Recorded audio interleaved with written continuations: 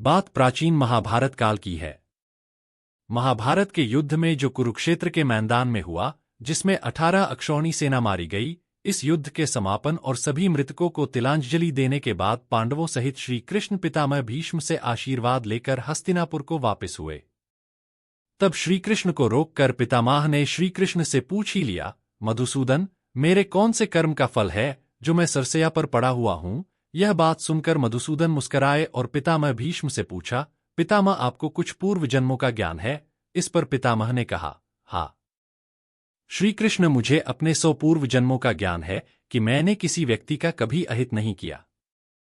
इस पर श्रीकृष्ण मुस्कराए और बोले, पितामह आपने ठीक कहा कि आपने कभी किसी को कष्ट नहीं दिया, लेकिन 101वें पूर्व जन्म में आज की तरह तुमने तब भी राजवंश में जन्म लिया था और अपने पुण्य कर्मों से बार बार राजवंश में जन्म लेते रहे। लेकिन उस जन्म में जब तुम युवराज थे, तब एक बार आप शिकार खेलकर जंगल से निकल रहे थे, तभी आपके घोड़े के अग्रभाग पर एक करकेंटा एक वृक्ष से नीचे गिरा। आपने अपने बाण से उठाकर उसे पीठ के पीछे फेंक दिया। उस समय वह बेरिया के पेड़ पर जाकर गिरा और बेरिया के कांटे उसकी पीठ में धंस गए, क्योंकि पीठ के बल ही जाकर गिरा था।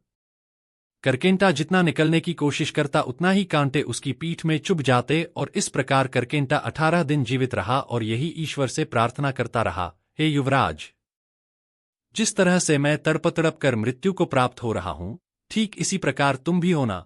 तो हे पितामह भीष्म, तुम्हारे पुण्य कर्मों की वजह से आज तक तुम पर करकेंटा का श्राप लागू नहीं हो पाया। लेकिन हस्तिनापुर की राजसभा में द्रौपदी का चीरहरण होता रहा और आप मूक दर्शक बनकर देखते रहे, जबकि आप सक्षम थे उस अबला पर अत्याचार रोकने में, लेकिन आपने दुर्योधन और दुःशासन को नहीं रोका। इसी कारण पितामह आपके सारे पुण्यकर्म क्षीण हो गए और करकेंटा का श्राप आप पर लागू हो गया। अतः पितामह, प्रत्येक मनुष्य को अपने कर्मों का फल कभी न कभी तो भोगना ही पड़ेगा।